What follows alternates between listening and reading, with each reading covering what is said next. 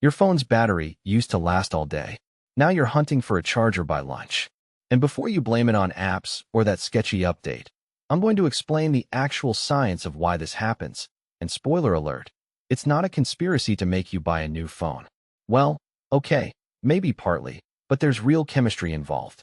So here's the thing about lithium-ion batteries, which is what's inside basically every phone you've ever owned. They're incredible pieces of engineering. They can store a ton of energy in a tiny space, they charge fast, and they work reliably for years. But, and this is important, they have a fundamental weakness. Every single time you charge and discharge them, something irreversible happens at the molecular level. Inside your battery, you've got two terminals called the anode and the cathode, separated by a chemical soup called an electrolyte. When you charge your phone, lithium ions flow one direction through that electrolyte. When you use your phone, they flow back the other way. It sounds simple, right? But each time this happens, a tiny layer of stuff builds up on the anode. Scientists call this the solid electrolyte interface, or SEI layer. Think of it like mineral deposits building up inside a pipe.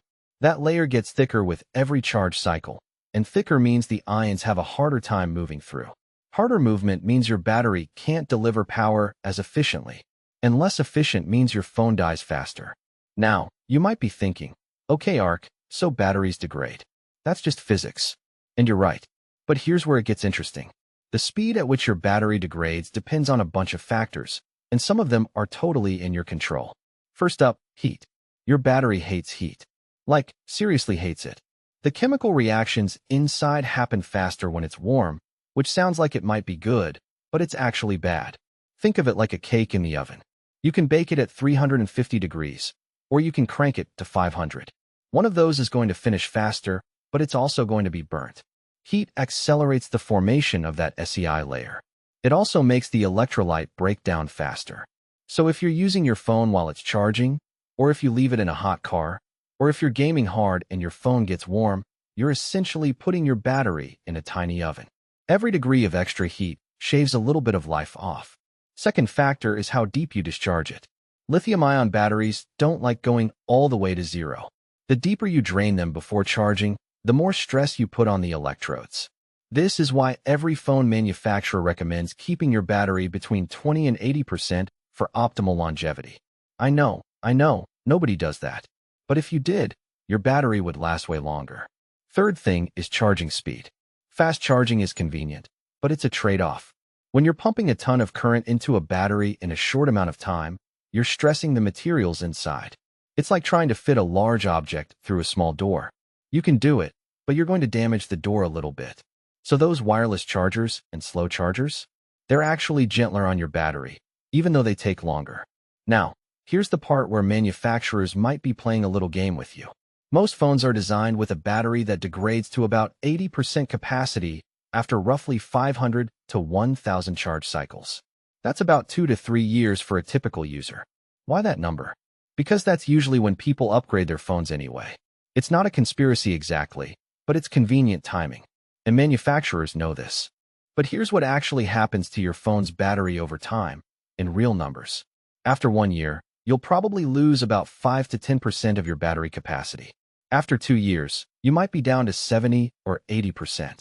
By year 3, you could be looking at 50 to 60% of the original capacity. And these numbers aren't made up.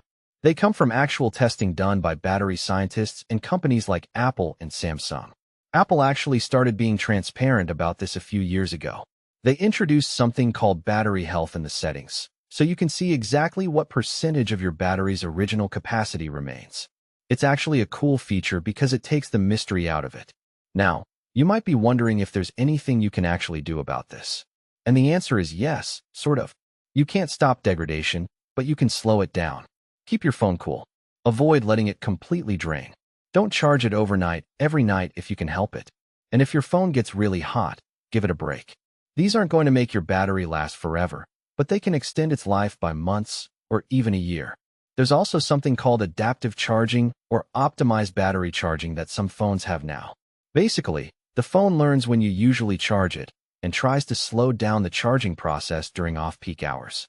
So if you usually charge your phone at midnight, the phone will charge slowly until like 4 a.m., then finish the charge right before you wake up.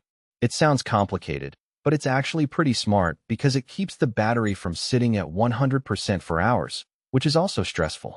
Here's the thing that I think matters most though. Your phone's battery getting worse every year isn't a secret conspiracy or planned obsolescence in the way people sometimes think. It's actual chemistry. It's the laws of physics. It's the fundamental nature of how lithium-ion batteries work. But what is kind of a conspiracy is that manufacturers could make batteries last longer if they wanted to. They could use different materials, they could make the batteries bigger, they could include features that protect battery health by default. Some do, some don't. So the next time your phone is dying at 3 p.m. and you're annoyed, you'll know it's not just because the universe is against you. It's because of tiny layers building up inside your battery, one charge cycle at a time. And maybe, just maybe, you'll be a little nicer to your phone. If you found this explanation helpful, I'd love if you subscribe to the channel. We break down tech stuff like this all the time, and there's always something new to learn about how the devices we use every day actually work. Thanks for watching, and I'll see you in the next one.